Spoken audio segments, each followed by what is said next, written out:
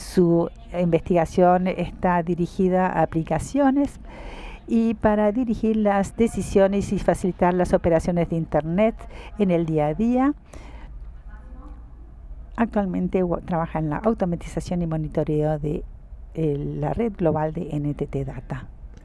Máximo.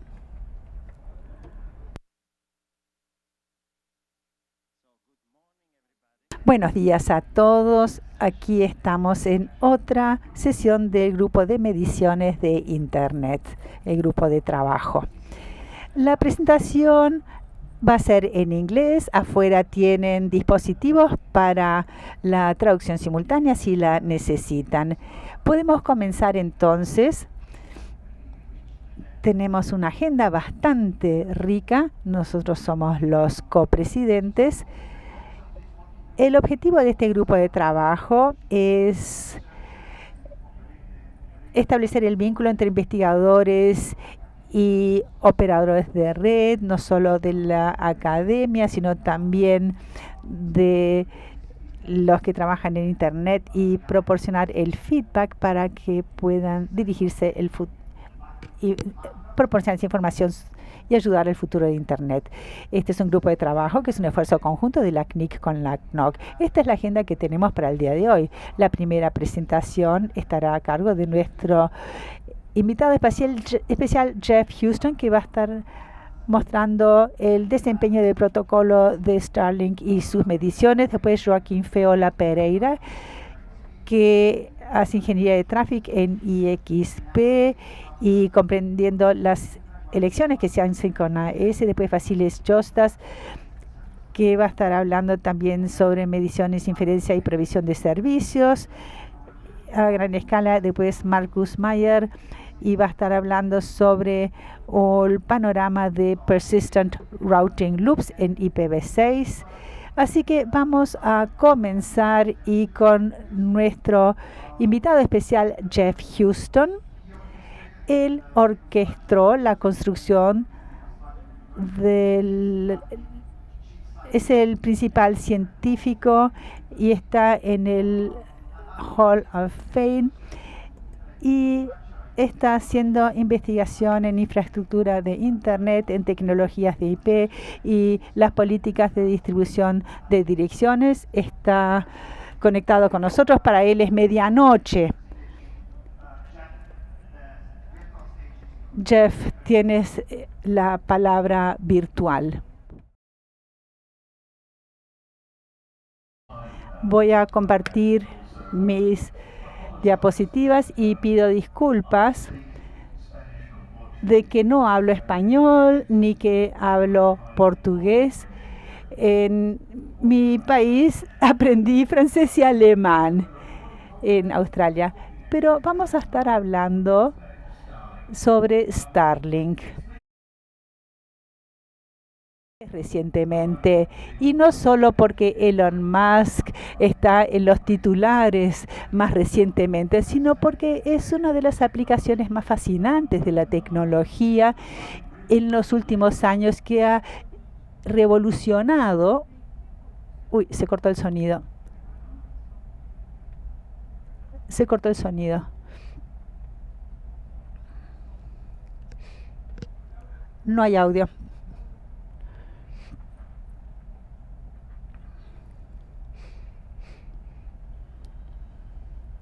Disculpen, no hay audio. Bueno, se concluyó que hay que seleccionar el correcto TCP para que Starlink pudiera tener un desempeño significativo. Para evitar la congestión en BBR, se mejora significativamente los resultados. Perdón, el audio se interrumpe y fluctúa, no tenemos buen audio, pido disculpas. No se puede escuchar bien, se oye mal, se interrumpe la conexión, pido disculpas.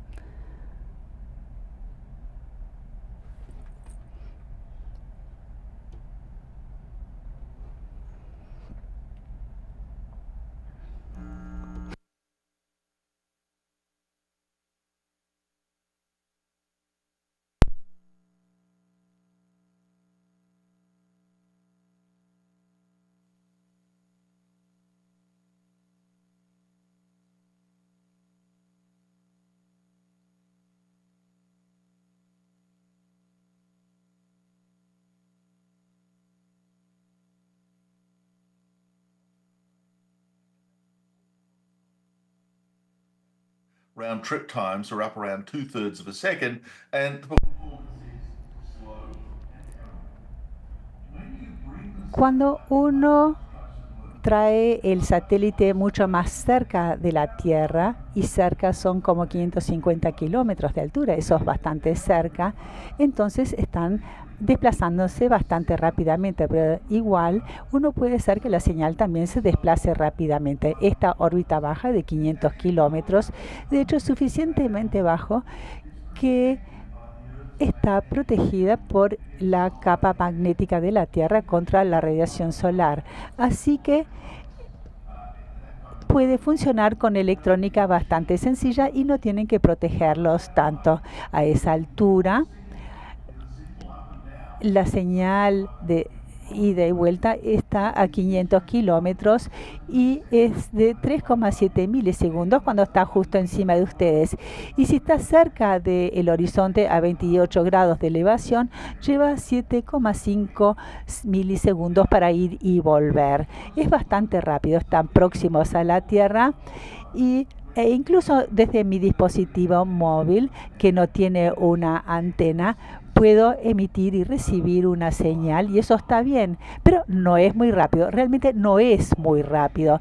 Lo que tienen que lograr para tener velocidad es una antena especial que necesitan 1 metro cuadrado más o menos para poder tener suficiente superficie para emitir y recibir una señal. El otro tema es que está tan próximo a la Tierra que la cantidad de tierra sobre la cual puede irradiar es bastante limitado. Es un círculo sobre la superficie de la Tierra de un radio de unos 900 kilómetros. ¿Qué significa esto? Quiere decir que se necesita una gran cantidad de satélites, de manera que por encima de la Tierra siempre haya algo encima. La cantidad mínima es de unos 300 para tener buena cobertura, y para tener buena cobertura hay que estar ahí arriba. Así que en el caso de Starlink se necesitan hasta 30.000 satélites y son muchos satélites que se han lanzado. De hecho, de manera tradicional utilizamos cohetes descartables y caían sobre el océano cuando se usaban. Y eso era muy caro. Ahora en Starlink se utilizan cohetes que vuelven a aterrizar en la Tierra. Ahora lo que esto hizo fue reducir el gasto del lanzamiento. De manera que en vez de salir entre 200 y 300 dólares el kilo, utilizamos unos vehículos de lanzamiento para bajar los 700 dólares por kilo. De manera que si uno puede bajar los costos súbitamente, estas cosas se hacen viables económicamente. Pero hay una cosa más sobre Starlink que también es realmente muy interesante. El satélite gira alrededor de unos caños y en esa configuración hay un espejo que refleja el planeta. Ahora, en los primeros tiempos, uno ve la mitad de la Tierra porque uno está tan lejos. Entonces, independientemente de donde uno esté, en qué hemisferio, uno manda la señal y baja a algún lugar en la Tierra. Pero cuando el satélite está realmente muy cerca, cuando ustedes llevan la señal hacia arriba, tiene que haber una estación aérea por lo menos a 1.000 kilómetros de la distancia donde uno está. Eso puede estar muy bien si ustedes están, bueno, no sé dónde están, en el Polo Sur. Pero si ustedes están en un lugar remoto, en un desierto en el medio de Australia o tal vez en un bote en el medio del Océano Atlántico, allí no va a haber una estación a 900 kilómetros de ustedes, imposible. Entonces, ¿qué hace Starlink? Bueno, la manera como funciona Starlink es que tiene satélites que están como en trenes continuos que se siguen unos a otros en una serie de pistas por el alrededor del planeta, de manera que desde su perspectiva siempre van a tener un satélite enfrente y uno atrás. Por supuesto que están a unos cientos de kilómetros de distancia, eso está bien, pero usted con 100 gigabits por segundo se van haciendo como cortes y eso hace que no se interponga nada. Y esos se hacen conexiones de 100 gigabits entre los diferentes naves. Cuando una nave recibe una señal y no hay ninguna estación abajo, ¿qué es lo que hace?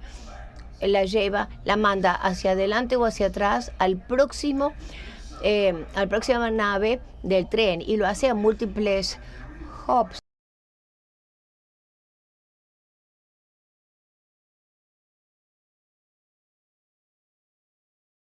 ¿Qué es lo que pasa en Mongolia? Es que allí no hay estaciones, tantas estaciones, y la más cercana está en Japón. De manera que la manera como lo hacen es mandan una señal para arriba, lo mandan por satélite y hacen que lo van pasando hasta que llega a Japón. Entonces, cuando alguien se conecta en Mongolia, entonces eso va a ir siendo pasado hacia Japón. Ahora, cuando ustedes son bajos, son rápidos, cuando están bajos, esos se mueven a 2.700 kilómetros por hora, van de un horizonte al otro en 5 minutos, solo 5 minutos. Entonces, lo que eso significa es que hay un problema de rastreo realmente. Si ustedes miran hacia arriba, aquí tienen un simulacro y lo acelero, pero en cualquier momento, en cualquier punto, hay muchísimos satélites observables en cualquier punto del planeta. Y cada uno de ellos va cruzando, y entre uno y otro hay 3 minutos entre el pasaje de uno y de otro. ¿No es cautivante que haya tantos satélites por allí arriba, aún al día de hoy? Entonces, ¿cómo hacemos el rastreo? Bueno, si ustedes utilizan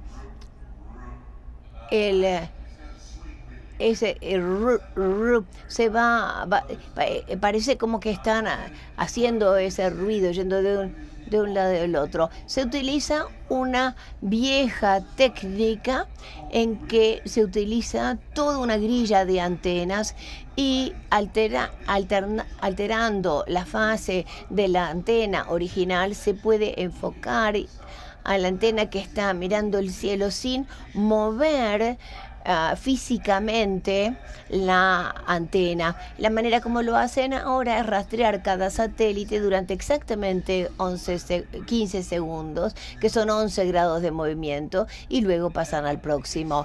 Ahora, esta nave espacial tiene 2 gigas de espectro para trabajar y se divide en 250 MHz cada uno, 8 canales. Cada satélite tiene 3 antenas de bajada y una antena de subida, y cada una puede hacer 8 haces con 2 polarizaciones, de un total de 48 haces hacia abajo y 16 hacia arriba. De manera que aquí el truco es que se utiliza modulación de todo tipo de cosas para extraer la cantidad máxima de bits a través de esa señal. Pero hay que ser conscientes del hecho, y eso se muestra a derecha, que al rastrear un satélite que se mueve por Europa, lo que uno ve de hecho es un cociente señal en movimiento, porque el satélite se mueve, la relación, el cociente señal a ruido les va a dar una señal, y cuando se separa, la señal se va degradando, de manera que uno tiene un cociente señal a ruido constantemente cambiante. ¿Y por qué importa eso? Porque la manera en cómo funciona Starlink es que está cambiando constantemente la modulación de su señal para acomodarse al ruido, y eso no es para nada similar a otras maneras. Entonces, cuando hay Starlinks y uno empieza a ver cómo funciona, ve cómo va cambiando hacia arriba y hacia abajo entre las diferentes estaciones, y esto se basa en unas características de modulación singulares. Si ustedes miran el desempeño de estado estable, aquí no ven nada que no hayan visto antes. A derecha tienen un dispositivo conectado a Starlink. Este en particular está en California, y cada pin es diferente de los anteriores y de los que le siguen.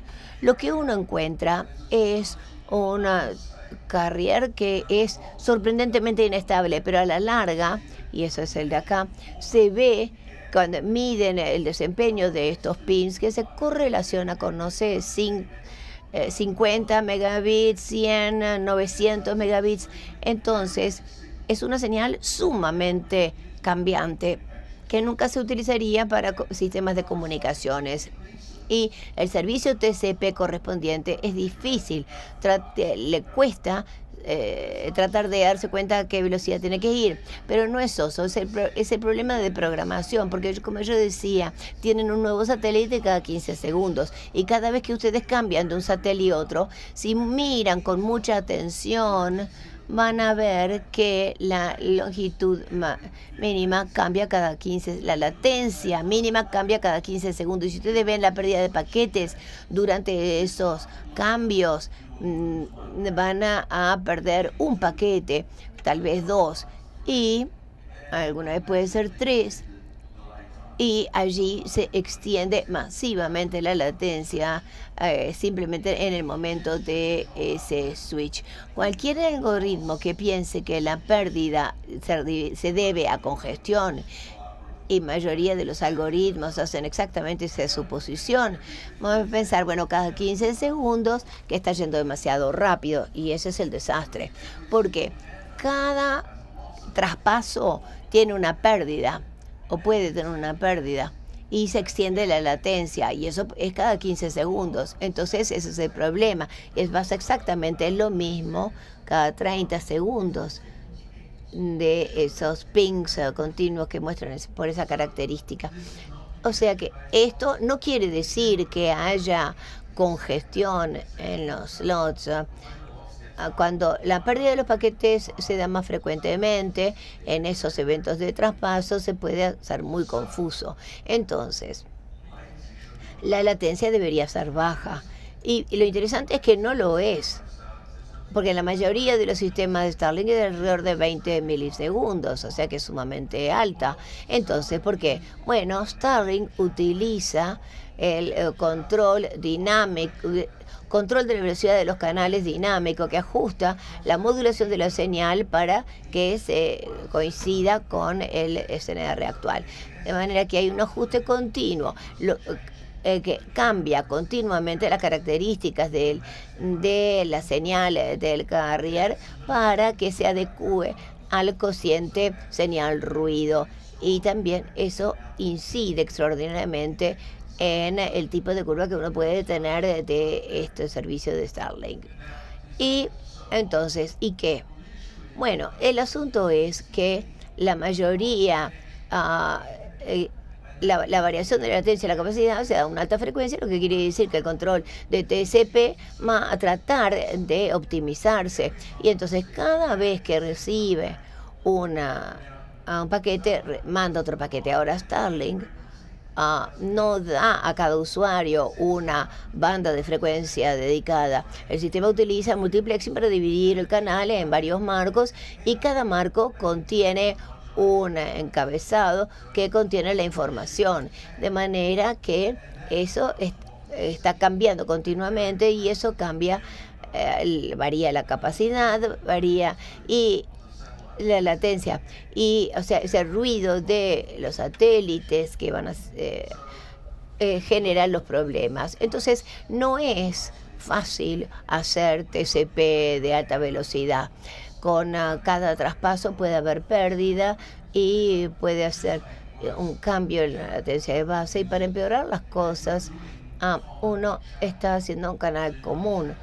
Entonces va programando los canales. Entonces, si ustedes viven cerca de una estación de Starlink, bueno, eso quiere decir que habrá contención de ese canal con otros usuarios. ¿Y cómo funciona todo esto? Bueno, esto es una medición de la prueba de velocidad en un par de años en California, y lo que hizo Starlink con esta medición es ir a 160 megabits por segundo, y con el tiempo, a medida que fueron lanzando más satélites, fue mejorando, cambiando de 150 a 200 y siguió mejorando con el tiempo. Entonces, eso es Starlink. Ahora, ¿qué pasa con el control de flujo? Aquí tienen los algoritmos típicos que se utilizan en los sistemas en general. En rojo es el Rhino, que es el tipo de patrón clásico. También hay uno cúbico, que es el que usan todos, donde el aumento, de hecho, lo da una función de polinomio, BBR, y BBR simplemente aísla en el inicio de Cure. De manera, ¿qué pasa cuando pasa a través de Starlink? Si está funcionando Cubic. Aquí lo que ustedes ven, que al principio el sistema tiene una gran cantidad de pérdida de paquetes y Cubic se colapsa a 50 megabits por segundo y luego se va acumulando y tiene menos pérdidas. Pero si ustedes miran, cada 15 segundos tiene pérdidas y se colapsa. Y eso no es por congestión, pero Cubic lo interpreta así, como que es pérdida. Ahora, ¿qué pasa con BBR? Bueno, imagínense el mismo circuito, el mismo sistema, pero esto es con 50 megabits por segundo y rápidamente sube a 800, porque ustedes saben, bueno, es BBR. Y las pérdidas de paquetes aquí son insostenibles, baja muy rápidamente y luego también oscila entre 200 y 300 megabits por segundo. Y lo curioso es que cuando ustedes están con el satélite, ustedes reciben el BBR inmediatamente ajusta eso y logra estabilizar durante 15 segundos y lo que esté disponible en la próxima base. Eso es lo que hace BBR también. Entonces, si ustedes lo miran, los servicios de Starlink tienen estos tres asuntos. Tienen un jitter muy alto, la velocidad de jitter con modulación de señales variables, altos niveles de micropérdidas.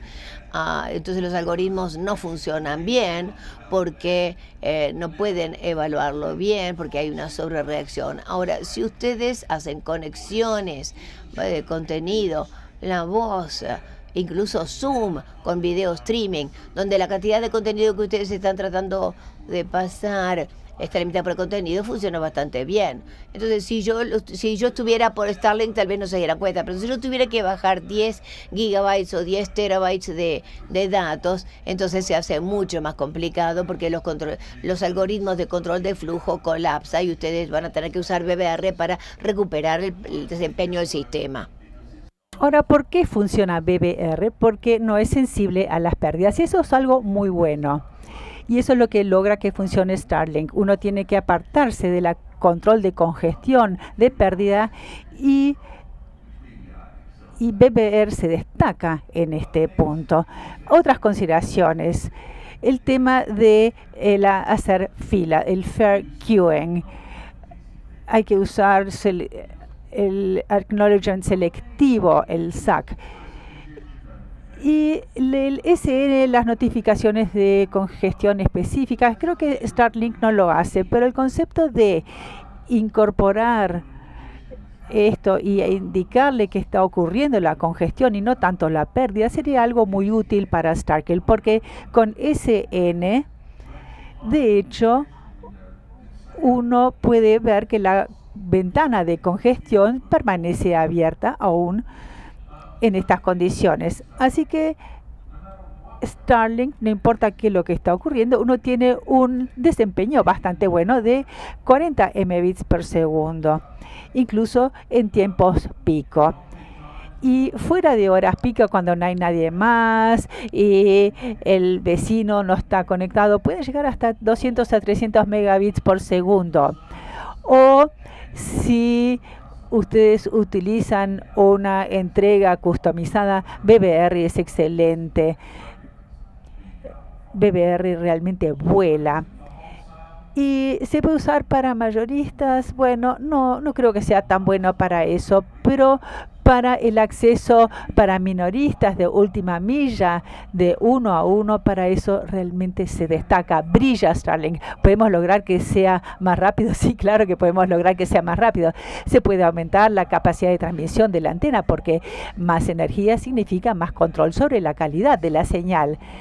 O sea, se gana en la modulación de la señal.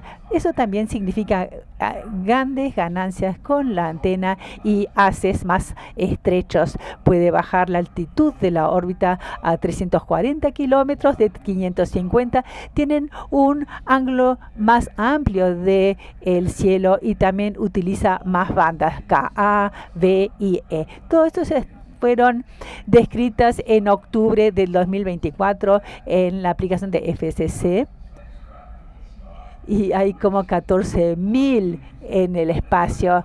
Y al mismo tiempo, en este mes, Amazon también está empezando a lanzar su proyecto con los primeros lanzamientos, también los chinos con Huawei.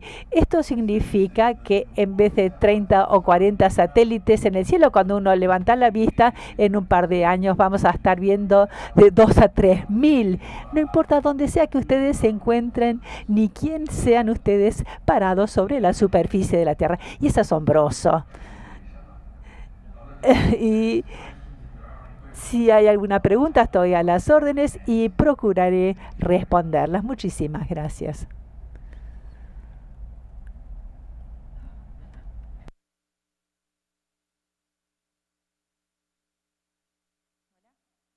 Thank you, Muchas gracias por esta presentación y por sumarte a esta hora tan tarde. Le damos un gran aplauso a Jeff Houston. ¿Alguna pregunta en la sala? ¿Alguna pregunta de los participantes remotos para Jeff?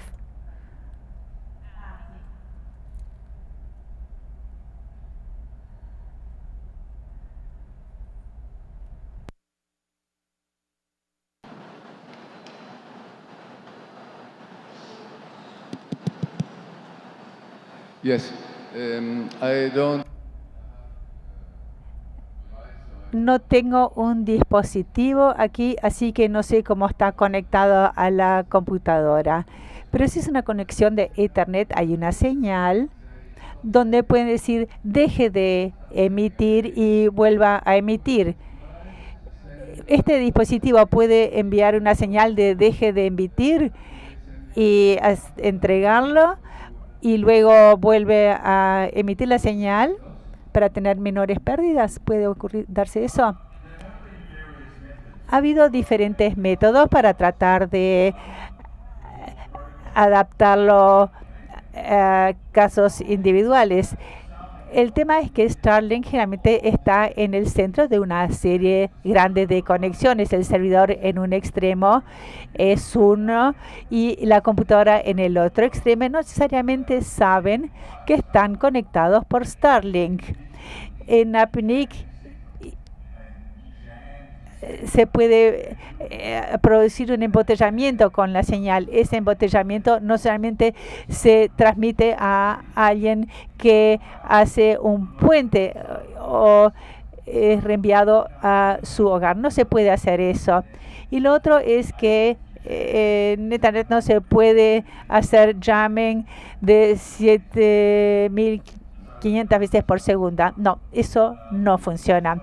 La mejor forma de hacerlo es cambiar a una base basada en un protocolo de TCP y eso puede lograr mejorar el desempeño. Gracias. Perdón, el audio no estaba tan bueno. También se pueden hacer las preguntas en español si lo desean. Tenemos otra pregunta aquí. Hola, ¿se escucha? Mi nombre es Rey Ampina, trabajo para SpaceX Starlink. Me pareció interesante la presentación. Solamente quiero hacer un statement y es que de todas las recomendaciones que la persona acá hizo sobre mejoras para optimizar el servicio, como bajar la altitud de los satélites o tener más bandas de frecuencia. No es tan sencillo, no es como ir a un supermercado y comprar una licencia. Es un proceso que tarda mucho tiempo y requiere de mucha legalidad a nivel de gobierno regional. Ejemplo, si quiero ir a África, cada país es una batalla legal. Y segundo, Starlink, su propósito es mejorar y optimizar la conectividad en lugares rurales. No tenemos como propósito competir a nivel de ciudad donde hay metrofibras. Queremos llegar a esos lugares en donde no hay nada, no existe nada. Alaska, los desiertos. Eso es lo que nos llena a nosotros de felicidad. Es un solo comentario. Gracias por la presentación. Buen día. Thank you indeed. Muchas gracias. Starlink es notoriamente silencioso acerca de lo que hace.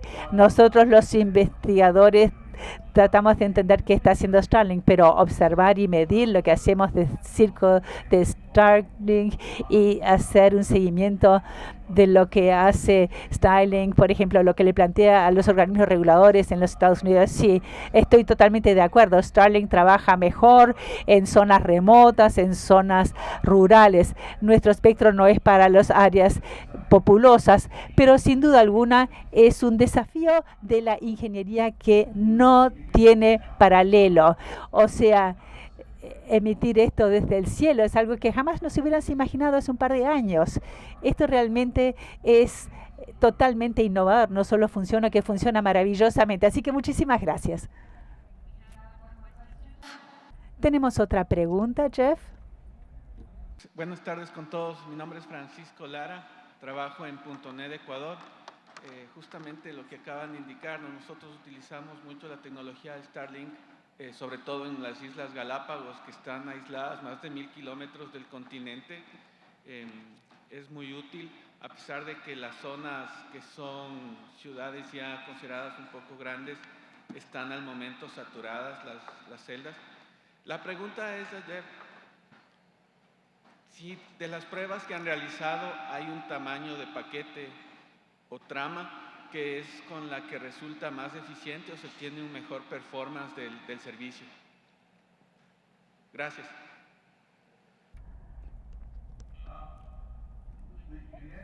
La respuesta con el tamaño de paquetes y por qué utiliza FAC, Forward Area Correction, y todo tipo de técnicas de señales para minimizar estos temas. Usen el mayor paquete que puedan conseguir. Esto es 15.000 ópticas. Esto les da un mejor desempeño que los tamaños más pequeños de M2U. Así que tengan una apertura lo mayor posible, pero de manera crítica. Si ustedes controlan ambos extremos, el servidor y el cliente, la respuesta correcta es BBR, es el mejor protocolo que tenemos actualmente para utilizar con Starlink. Les va a dar un desempeño muchísimo mejor comparado que con cualquier otro protocolo de TCP. Pero como le digo, controlamos tanto el servidor como el cliente, entonces utilicen BBR, es lo mejor que pueden hacer. Muchas gracias. Obrigada, Jeff, novamente pela sua apresentação. Ahora tenemos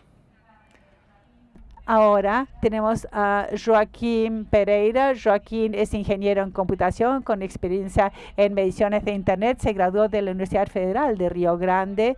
Ha trabajado en proyectos que tienen que ver con análisis de datos, métrica de desempeño y desarrollo de plataformas.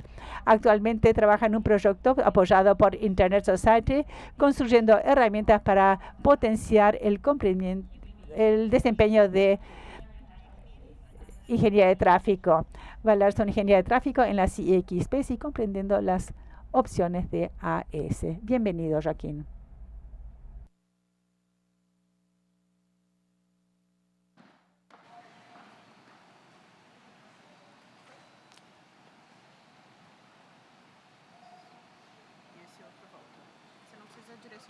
Mas, certo. Queria agradecer. Quisiera agradecer a Elisa por la presentación, también a la UCNIC por el espacio que nos da. Nuestro trabajo hoy se hace en colaboración con el profesor Pedro Marcos y el objetivo acá es salir con más comprensión sobre cómo se hacen las ingenierías de tráfico en los ISPs. Empezamos diciendo que la entrega de tráfico es fundamental en la operación de Internet y sabemos eso debido a los grandes volúmenes de datos que tenemos en la red, a los distintos requisitos de aplicaciones y la necesidad de resiliencia. Hablamos también que los XP son un punto fundamental en este proceso porque reducen las distancias para las redes participantes, haciendo con que tengamos una mejor latencia y una reducción de costos si comparamos con los tránsitos. Cada vez tenemos más XPs en todo el mundo con más AS conectándose a ellos y con esos AS con más conectividad, más opciones de ingeniería de tráfico se vuelven disponibles. Nuestra meta hoy es contribuir para la comprensión de cómo los AS realizan estas ingenierías de tráfico. Empezamos analizando cuando están conectados los AS a los route servers de los IXPs, ¿anuncian todo su espacio de direccionamiento o no? Sí, en segundo lugar, investigamos y descubrimos anuncios en conflicto dentro de los IXPs. Después vamos a analizar cuando los AS están conectados a múltiples IXPs, indican una preferencia por un XP particular. Finalmente, la preferencia que dan a los AS dan a un IXP geográficamente, ¿tiene sentido? ¿Es razonable? Antes de profundizar en el análisis, vamos a hablar un poco sobre los datos con los cuales trabajamos. Trabajamos con los datos de los tres mayores puntos de intercambio de tráfico brasileños, europeos y los datos de Chile. Acá tenemos una tabla que va a resumir los datos disponibles en los route servers, recordando que en nuestros análisis hablamos sobre los AS miembros de route service, o sea, originados por miembros AS, y nos referimos a los prefijos de los route servers, o sea, los prefijos anunciados solamente por los miembros de route servers. Acá tenemos los datos generales y para coletarlos y lo hicimos a través de Looking Glass. Bueno, disculpen, perdí. Acá, por un tema de tiempo, nos vamos a enfocar en tres análisis, pero les voy a anticipar los resultados que obtuvimos cuando vimos si comparten o no todos sus espacios de direccionamiento cuando están en IX. Vimos entonces distintos comportamientos. En los IXPs brasileños vemos más porcentaje de AS compartiendo todo su espacio de direccionamiento. Para los IXPs europeos vemos una reducción, entonces solamente la mitad de los AS conectados a los IXPs europeos anuncian todo su espacio de direccionamiento. Lo mismo observamos para Chile. En cuanto a un análisis que creemos que es más válido abordar, hay temas de conflicto, anuncios conflictivos en IX. Separamos dos escenarios. El primero es cuando un miembro del IX anuncia algo y otro miembro de ese route server anuncia también ese mismo prefijo. Eso puede ocurrir de dos maneras. El anuncio del mismo prefijo exactamente y el anuncio de un prefijo más específico. Acá vamos a ilustrar empezando con el caso del mismo prefijo. Tenemos el AS rojo, el azul. Ambos están conectados al route server del IXP. Ambos tienen una conexión externa al IXP. El AS rojo propaga una ruta /24 hacia el route server y una /24 en su enlace externo al AS azul. Como consecuencia, el azul conectado al route server va a repasar esa ruta. La forma como diseñamos este escenario, el tráfico fluiría en la forma esperada. Los otros AS del route server que quieren comunicarse con el rojo se comunicarían directamente con él. Ahora traigo otro escenario, un escenario donde un miembro anuncia sus exactos prefijos, sus mismos prefijos, pero cuando los pone en el route server, utiliza la técnica del prepend, está inflando su ruta. Sabemos entonces que el tráfico fluiría inesperadamente. ¿Y por qué decimos eso? Porque los AS que están en el route server y quieren comunicarse con un AS rojo, se comunican en primer lugar con el azul para luego comunicarse con el rojo. Algo que tal vez no tenga sentido, considerando que el rojo está en el route server y tiene acceso directo también. Hay casos más específicos, de prefijos más específicos, ilustramos de la misma manera. Tenemos el AS rojo, el azul, ambos conectados al route server, ambos con una conexión externa al route server. Sin embargo, acá el AS rojo va a anunciar un /23 en el route server y el AS azul en su conexión externa hay un anuncio más específico. Cuando el AS azul anuncie esto más específico en el route server del IXP, sabemos que el más específico será el elegido, lo que también haría con que el tráfico fluyera en forma inesperada. ¿Cómo entiendo todo esto? Ilustramos el escenario, pero ¿será que eso ocurre en realidad? Acá tenemos una tabla que muestra el total de miembros que tenemos en cada IXP. No consideramos intersección entre anuncios entre AS siblings porque son de las mismas organizaciones. Vamos a mirar y ver si estos casos ocurren de hecho. Resalté que sí, muchos de los miembros de São Paulo, por ejemplo un 90%, presenta alguna intersección en el sentido de anuncio de ruta con otro miembro. Entendamos ahora. Por ejemplo, en el caso del flujo inesperado de tráfico, ¿ocurre o no? Lo que observamos es que, a pesar de que muchos miembros tienen una intersección, son menos los casos en que el tráfico fluye inesperadamente, pero necesitamos poner nuestra atención en ellos porque tal vez no tenga sentido que yo converse con fulano para después hablar con otra persona si es que yo puedo hablar directamente con esa segunda persona.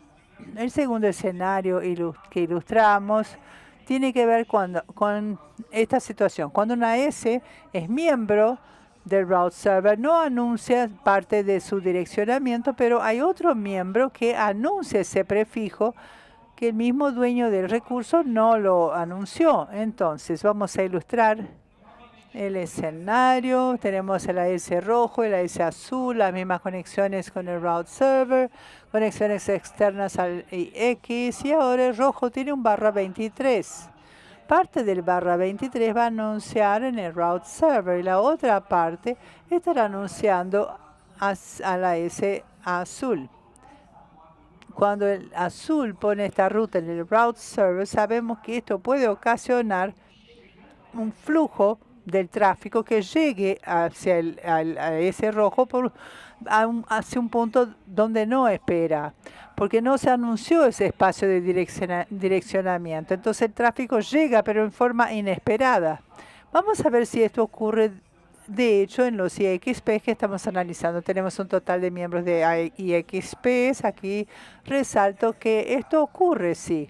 De hecho ocurre. Hay muchos miembros que teniendo sus rutas, sus prefijos anunciados, sin que sean ellos mismos los que anuncian. Eso puede hacer con que el tráfico fluya y llegue inesperadamente a un punto donde el AS no lo espera. No espera que entre por ahí. Y cuando los AS están en múltiples IXPs, ¿indican preferencia o no? Por alguno. Acá tenemos una tabla con una línea para cada par de IXPs, tenemos el número de miembros y finalmente en la última columna la intersección de miembros. Por ejemplo, tomando São Paulo y Fortaleza, tenemos 356 AS con IXPs comunes. Para que no haya un sesgo en nuestros datos, vamos a trabajar solamente con los casos donde tenemos 100 AS en común en ambos IXPs. ¿Cómo clasificamos si el AS indica o no una preferencia. Nos basamos en 3 técnicas principales: anuncio selectivo, anuncio más específico y uso de prepending. Para cada S conectado en 2 y XPs, bueno, vamos a clasificarnos en una de las siguientes 4 métricas. NoPref, que indica que cuando la S está en 2 y XPs, hacen los mismos exactos anuncios sin hacer distinción. Decimos Pref A cuando el AS está conectado en 2 y XPs, y cuando indica alguna preferencia, indica para, por ejemplo, intercambiar tráfico con el IXP-A. Lo mismo con Pref B, pero indicando la preferencia para intercambiar tráfico con IXP y IXP-B. Tenemos el caso de los mixed, que nos dice que para cuando una S está en 2 IXPs, indica alguna preferencia para parte de sus prefijos, prefiere el IXP-A, para otra parte prefiere el B. Vamos a ver cómo se clasifican en nuestra gráfica. Tenemos las métricas representadas acá. Tenemos los colores para las métricas que recién mencionamos. Por encima de la gráfica tenemos el número de redes. ¿Qué observamos? ¿Qué nos llama la atención? Entre los IXPs brasileños, casi la mitad de los AS hacen los exactos mismos anuncios. Eso nos muestra que no indican preferencia para intercambiar tráfico en ninguno de los 2 IXPs. En el caso de los europeos, cuando los AS están conectados al M6 y al Lynx, prefieren el D6 o el Lynx. Es muy difícil, prefieren el M6. Cuando los AS europeos, cuando los AS están conectados a 2 IXPs europeos como D6 y Lynx, en ese caso no indican tanta preferencia. La tendencia es publicar los anuncios de la misma manera, exactamente iguales. Las preferencias de los AS tienen sentido si geolocalizamos los prefijos. Empezando con un caso de estudio en São Paulo y Fortaleza. Vamos a hablar sobre los prefijos en los cuales no hay preferencias. En la parte de arriba de nuestro mapa tenemos el IXP de Fortaleza, más abajo el de São Paulo. Cada circulito verde indica los AS conectados y IXP que no indican preferencia. Tenemos un conglomerado cerca de Fortaleza y otro conglomerado de rutas cerca de São Paulo. Lo que pensamos es que, considerando la distancia geográfica hasta los IXPs, no deberíamos definir algún tipo de preferencia. No hay una penalización en términos de latencia. Pasando al segundo caso, en el cual hablamos de los mismos IXPs, pero ahora con los prefijos donde hay preferencias. Acá pintamos de rojo cuando el AS indica preferencia por intercambiar tráfico en São Paulo, y azul cuando tiene preferencia por intercambiar el tráfico en Fortaleza. Lo que nos llamó la atención es que la mayor parte de los AS prefiere intercambiar tráfico en el ISP de São Paulo. Sin embargo, en esa gran cantidad, un 13% está más cerca de Fortaleza, lo que nos hace cuestionar si de hecho esa preferencia es correcta. Para resumir lo que vimos, según la región del IXP, los AS van a anunciar más o menos su espacio de direccionamiento. Existen anuncios conflictivos que requieren atención porque pueden hacer con que el tráfico fluya en forma inesperada o que llegue a un punto donde no se lo espera. También tenemos AS conectados a múltiples IXPs que tienden a hacer los mismos anuncios, son anuncios idénticos, pero cuando no lo hacen, la tendencia es que prefieran un XP sobre el otro. Y muchos prefijos, más allá de que muchos de los prefijos están geolocalizados cerca de Fortaleza, la preferencia es intercambiar tráfico con São Paulo. Eso puede generar un costo agregado en la latencia. Y con eso termino mi presentación y quedo acá disponible para las preguntas.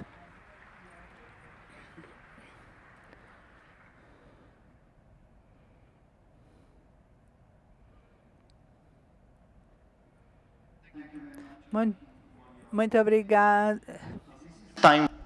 Muchísimas gracias. Esta es la hora de las preguntas, entonces la pueden hacer en inglés, en español, en portugués.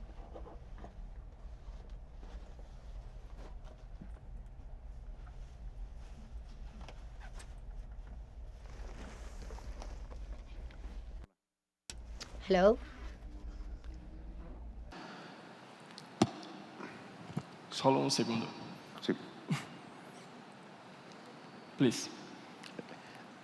Una duda.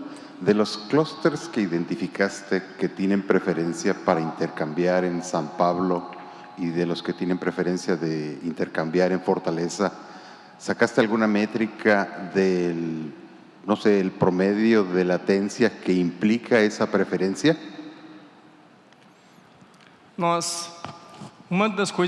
Una de las cosas que hicimos fue estimar que hay un costo de latencia. Lo afirmamos debido a la distancia geográfica, pero no estimamos cuál sería la penalización. Entonces, creo que sería de al menos 20 milisegundos, considerando la velocidad de la luz, los 1000 kilómetros y los milisegundos de agregado, de acréscimo. Okay, so thank you very much. Bueno, muchísimas gracias por su presentación. Un aplauso.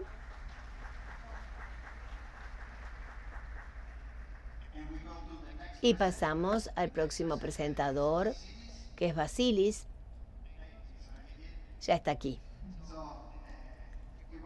Quien nos va a presentar una vista de toda Internet, de compartir la IP a gran escala, que trabaja en telemetría y seguridad de la infraestructura crítica de Internet. Fue profesor adjunto de la Universidad de Lancaster, hizo investigaciones en ciberseguridad y trabajó en muchos proyectos y misiones del Centro de Ciberseguridad de Estados Unidos en el departamento. This is a collaborative work with a lot of smart people, Marwan Fayed, Stefan Rubin, Nick Good, and Antoine Cordele. So today I'm going to talk about how we are trying to detect, measure, and analyze large-scale IP sharing. But first, let's start with the why we try to do it. So as we all know, I think you all agree with that. Como todos saben, el filtrado basado en IP es una técnica de seguridad muy popular. Puede ser hecha a través de las block lists, donde se filtran las solicitudes contra actores conocidos de ataques, o haciendo rate limiting, limitando la tasa para evitar bots y abuso de servicios. O algo más sofisticado es detectar anomalías y patrones de solicitud anómalos basado en la actividad de IP. Ahora, uno de los problemas de estas técnicas tan conocidas es que ¿qué ocurre con el daño colateral? ¿A qué me refiero cuando hablo de daño colateral? Cada cliente tiene una IP, pero una IP puede tener muchos clientes por detrás. A veces son cientos o miles de clientes. Y en particular me voy a referir a dos tipos de estos IPs, los Carrier Grade NAT, que utilizan los ISPs para utilizar varios usuarios dentro de la misma dirección de IP. Así que logran preservar los escasos espacios de IPv4, o si no, los proxies de VPN, que son opciones de los usuarios que quieren mejorar la seguridad o desempeño. Una distinción clave entre el Carrier Grade NAT y los proxies de VPN es que CGNAT significa que el usuario ni siquiera sabe que están utilizando CGNAT. A veces los usuarios ni siquiera saben lo que es CGNAT. Esto significa que si uno de los usuarios detrás de esto no se comporta correctamente, es injusto castigar a todos los que están detrás del mismo portal. Es algo que no se desea tener. Por otro lado,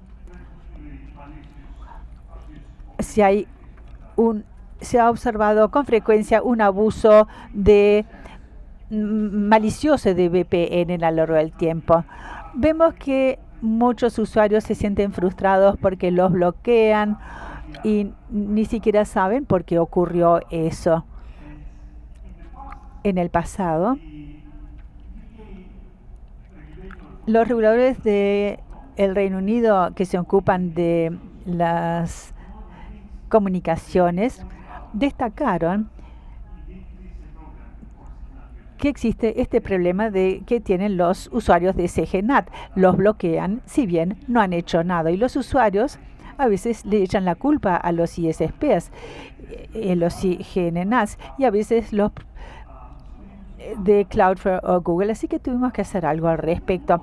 Lo que es aún peor, si bien como que no hubiera estado mal las cosas, es que hay un sesgo socioeconómico acerca de cuáles son los usuarios que se ven afectados por esto. En este mapa vemos los IPs disponibles por usuario y se puede observar que los países en desarrollo, en particular, son los que tienen más IPs por usuario, así que dependen más y más en CGNAT. Significa que las técnicas de seguridad afectan a las economías en desarrollo más que a las otras. La meta del trabajo que estamos llevando a cabo es que estamos tratando de detectar cuáles son los IPs que pertenecen a CGNATs y VPNs y cuáles no, pero entonces podamos calibrar el filtrado de tráfico y así minimizar el daño colateral de este tipo de filtrado de los usuarios de determinados IPs. ¿Y cómo hacemos esto? La idea fundamental es bastante sencilla. Tenemos los CGNs, vemos miles de millones de solicitudes por día, de miles de millones de IPs por día. Tratamos de extraer algunas características de estas solicitudes y construimos lo que llamamos un clasificador masivo de este modelo. Este modelo lo utilizamos para predecir el tipo de IPs que observamos enviaban sus solicitudes. Así podemos distinguir los IPs de CGN de los de VPN. Esto está bastante estandarizado en lo que es el Machine Learning, en el aprendizaje automático, es muy básico. Lo que resulta importante aquí es cuáles son las características que seleccionamos para que sean suficientemente informativos para distinguir a los distintos tipos de IP. Y también cómo podemos encontrar un dataset de entrenamiento para poder etiquetar como IPs, para saber cuáles son CGNs o los que son VPNs o ninguno de los dos tipos, para que podamos entrenar a este clasificador.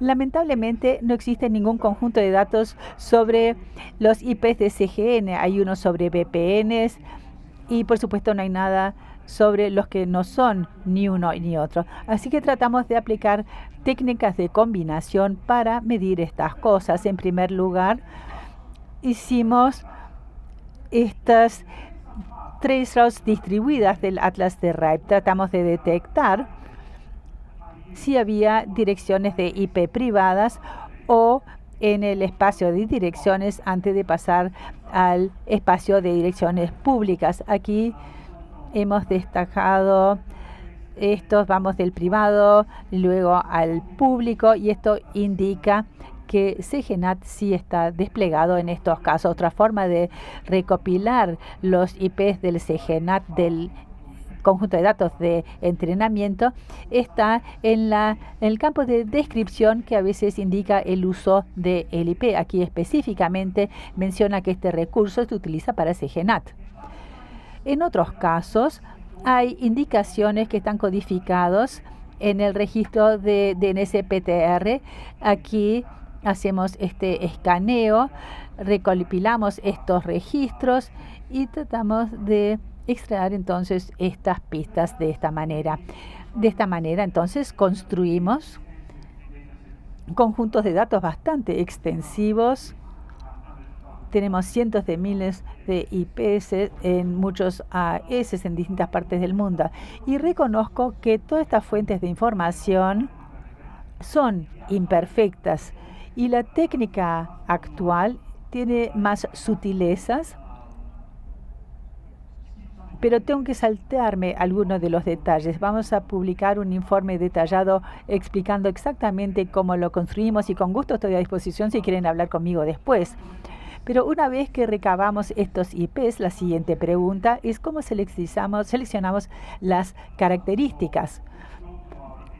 Vamos entonces a los logs y buscamos características, los features que indican poblaciones grandes detrás de cada IP. Pueden ser los volúmenes de solicitudes, pero también las direcciones, la diversidad de los clientes, la diversidad de los agentes de usuarios, los navegadores, el tipo de dispositivo. También puede ser la diversidad de los fingerprints de TLS. Otra vimos que es la variabilidad de RTT, porque están extendidos sobre áreas geográficas mayores, y entonces agregamos todas estas características a lo largo de un día y lo alimentamos a nuestro clasificador. Utilizamos un clasificador sencillo, XGBoost, que funciona bien para estos datos, este tipo de datos. Lo que observamos es que tenía una precisión de 98% en el conjunto de prueba. Aquí podemos distinguir los VPNs de los CGNATs. Como dije antes, no es deseable bloquear a los IPs de CGNATs, pero para los VPNs a veces sí es algo deseable. Y lo que nos impulsó a hacer esto es que lo que nos ayudó esto es que agregamos los datos no solo por IP, sino también en base a los prefijos de /24. En esta distribución que observamos aquí, vemos que la distribución de los agentes de usuarios diferentes, vemos estas diferencias.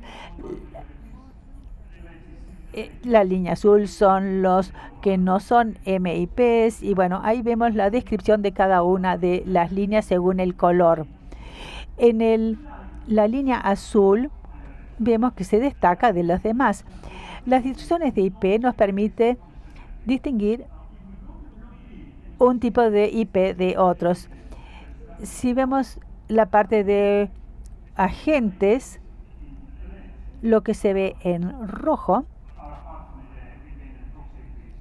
son separados de los de VPN y los de proxy. Y tiene sentido, porque los CGNATs están localmente y los VPNs y los proxies pueden tener IPs en prefijos separados. Por esta razón, cuando graficamos esto, obtenemos esta información que resulta más informativa.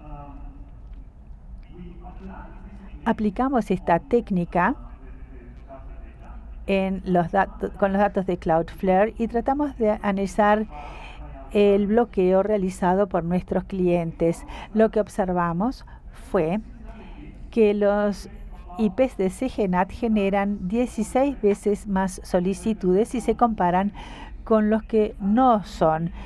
Y esto tal vez hace que puedan parecer sospechosos.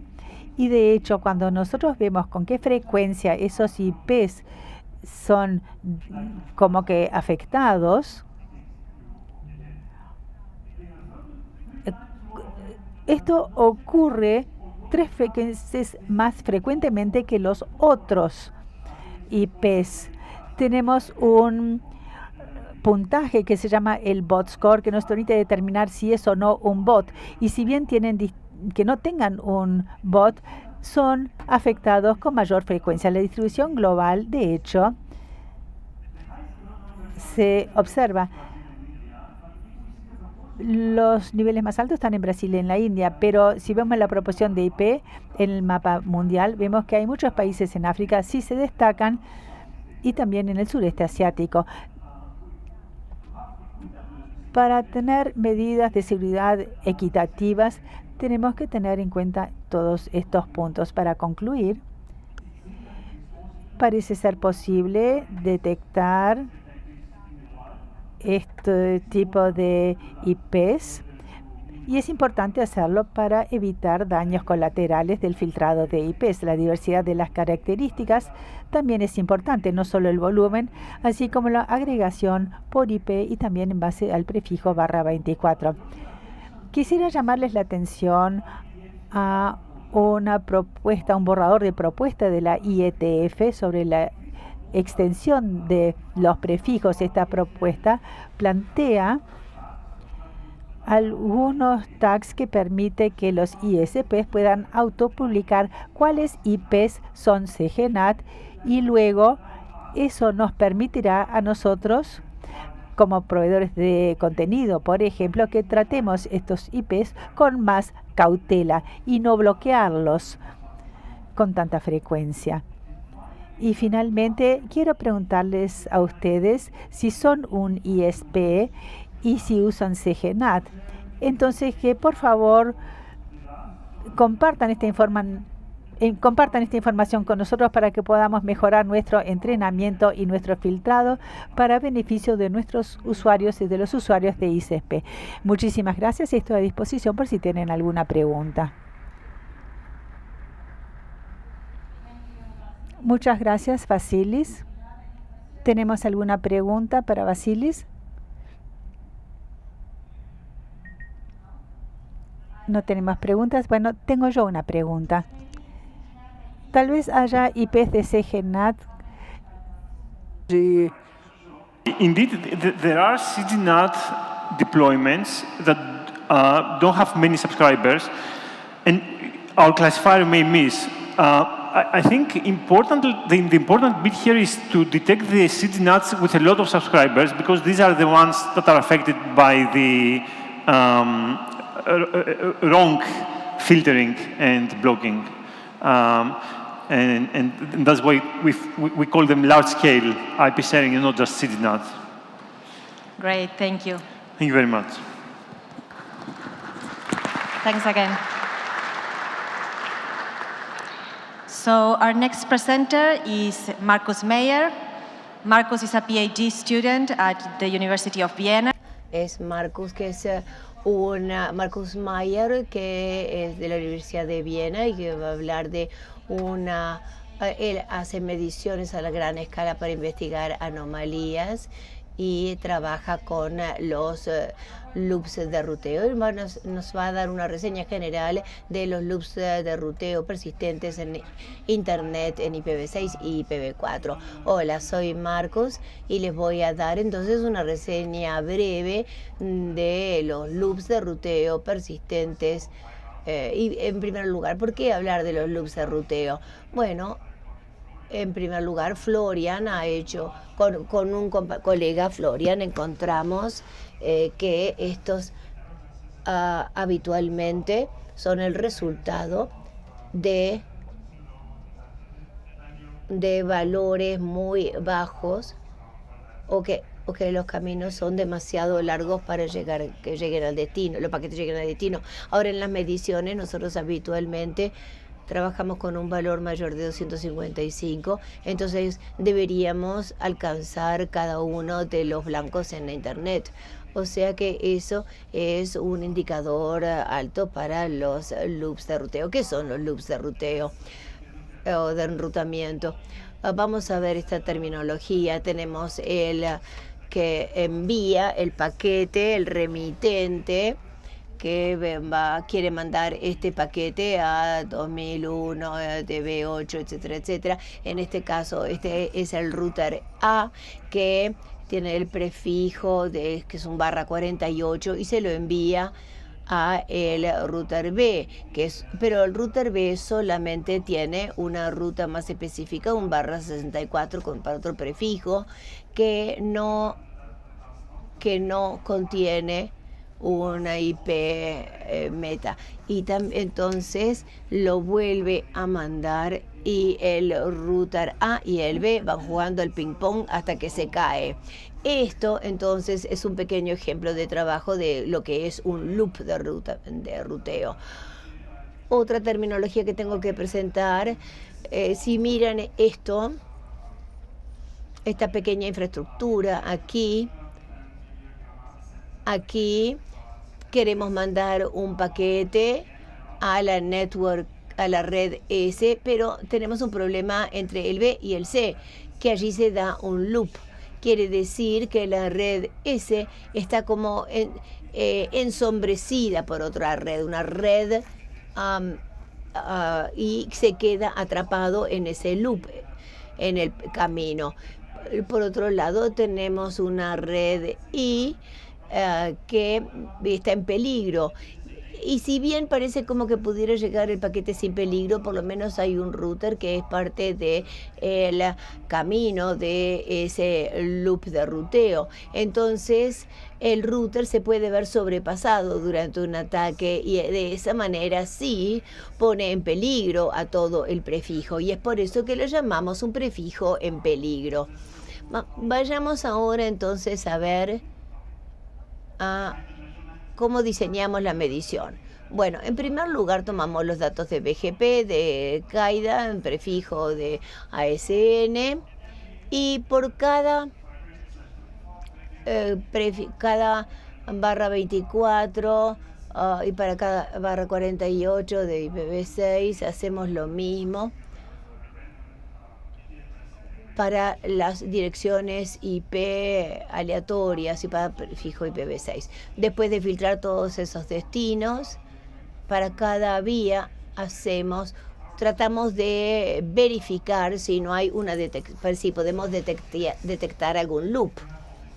Acá tenemos todos estos candidatos de loops y estos loops pueden ser por alguna dinámica en los protocolos del ruteo, y tenemos que verificar si hay prolongación de persistencia con el tiempo. Entonces, para cada loop estudiamos unos 10 destinos y a los meses lo verificamos para ver si siguen existiendo.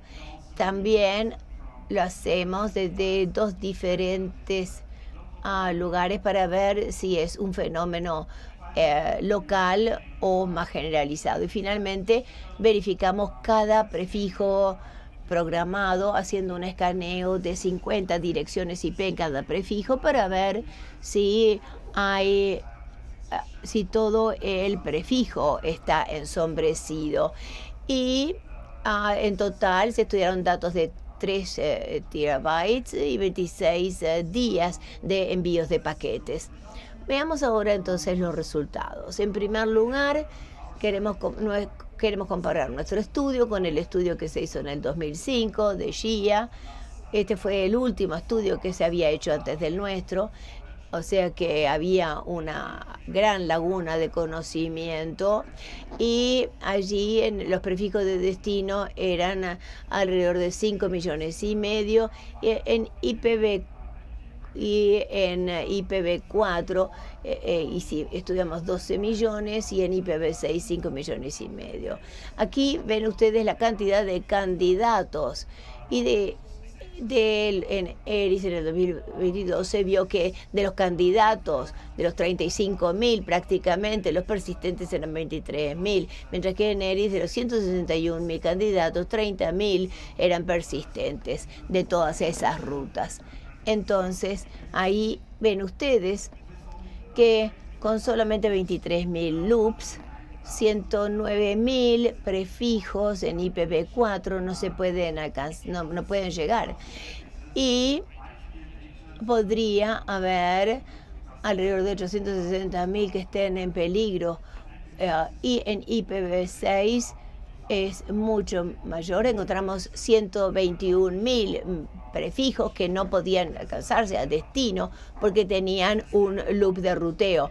Y es impresionante porque son 1.000 millones, 265.000 millones, 45.000 que tenían por lo menos un router que era parte de un loop. Veamos entonces en detalle el aspecto de esos loops. Observemos primero su longitud. Con la longitud quiere decir cuántos routers intervienen en ese loop. En primer lugar, lo que ustedes ven es que la mayoría de los loops, bueno, para IPv4 tenemos 82% de 2 hops, un hop de 14% y más de 2 hops, 2.85%. La mayoría juegan al ping-pong solamente con 2 routers. Lo más interesante es que encontramos muchos loops en el que tienen un hop. Pero eso no tiene mucho sentido porque quiere decir que hay una vía hay un router que se está mandando los paquetes a sí mismo.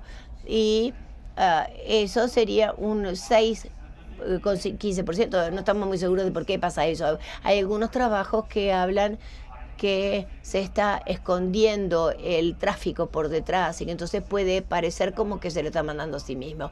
La otra razón, lo otro que puede ser es que no tengan las direcciones IP de esos loops.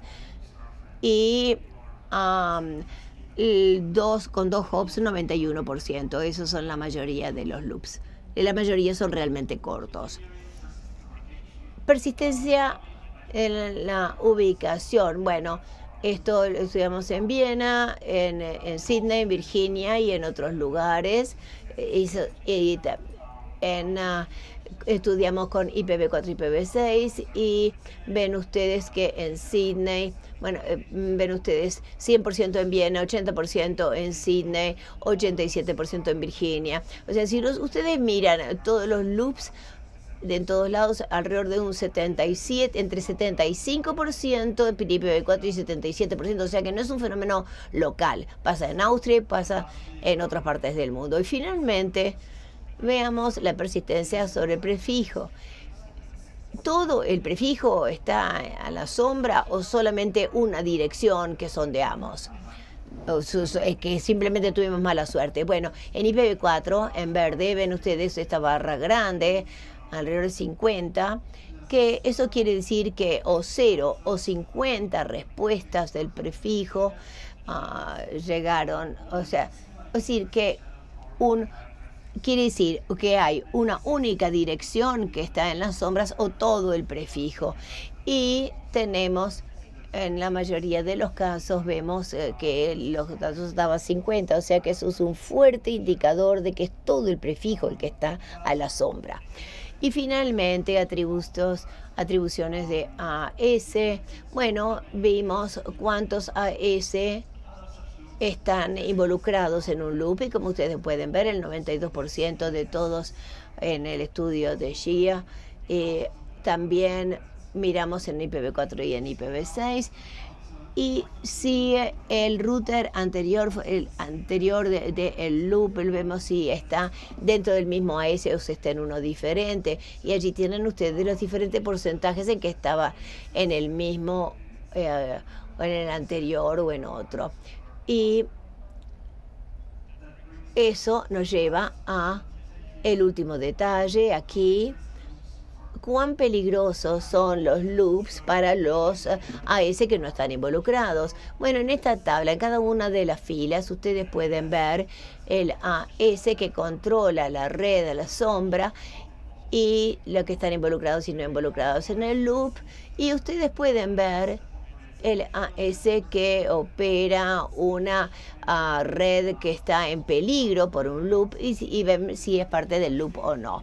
Y aquí la observación interesante es que la que está en peligro quiere decir que entre 30, 55 y 14% están en peligro. Y hay unos que no están en ningún loop y esos son los más difíciles de arreglar. El otro, y vemos que con otros AS son menos. En IPv4 el panorama es similar. Aquí es un 16% de los otros AS. Y esto, entonces, ¿qué mensaje nos deja? Bueno, la mayoría de los loops tienen una longitud de 2. Entonces, lo más probable es que sean errores de configuración. Y quiere decir que tenemos muchos pull-ups faltantes o rutas de agujero negro, entonces tiene que verificar si eso es lo que está pasando. 76% en IPv4, 84% en IPv6 de los loops hacen sombra en su propio AS.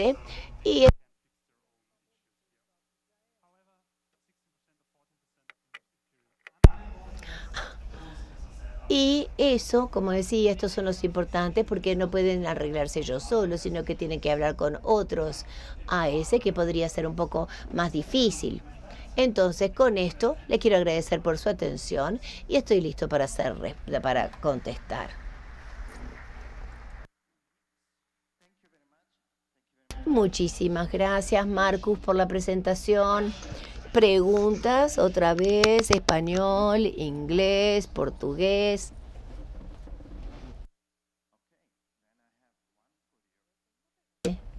Bueno,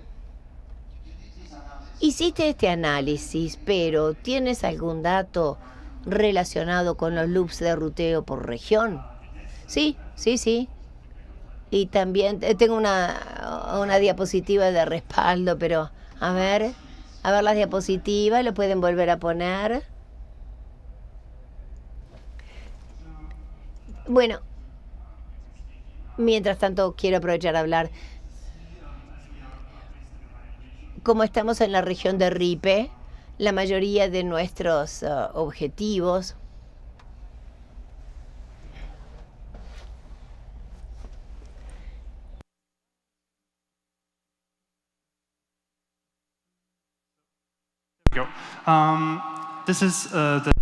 Acá estamos. Estos son los datos por cada IRR, por cada RIR. La primera barra son las direcciones meta, luego tenemos lo de las sombras en azul. Bueno, ahí tienen Afrinic en rojo, los diferentes colores que muestran los diferentes RIRs. El ACNIC es en celeste. Ven que el ACNIC tiene solamente un 50% de todos los targets, pero lo que es interesante aquí de ver es, ¡ay, qué fuerte! Los persistentes son por lo menos el doble de tamaño. Entonces, si bien la CNIC tuvo un número bajo, eso indica que hay muchos errores de configuración aquí por la longitud. Otras regiones eran más moderados. Muchísimas gracias otra vez. Gracias. Entonces, podremos cerrar esta sesión, esta edición del Grupo de Trabajo de Medición de Internet.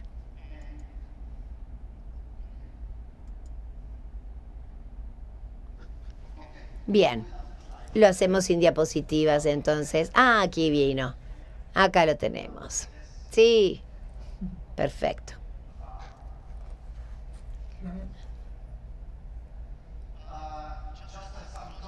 Bueno, unas frases de cierre. Lo primero es que tenemos una lista de correo que ustedes pueden ver aquí, que realmente es de gran utilidad si ustedes hacen experimentos, hacen investigación, y también si nuestros operadores si quieren dar sus opiniones, intercambiar ideas.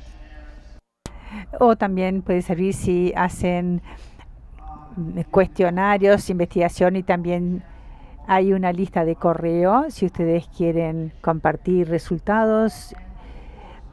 Y recuerden también de estar preparados. Vamos a hacer otro llamado para presentaciones para la próxima reunión en octubre, que será en El Salvador. Y hay una lista de correo para hacer presentaciones, para proponer presentaciones. Muchísimas gracias a los oradores, a mi gran co-chair Elisa, y también a los intérpretes. Bueno, muchísimas gracias por acompañarnos hoy. Muchísimas gracias y nos vemos en el mes de octubre. Adiós.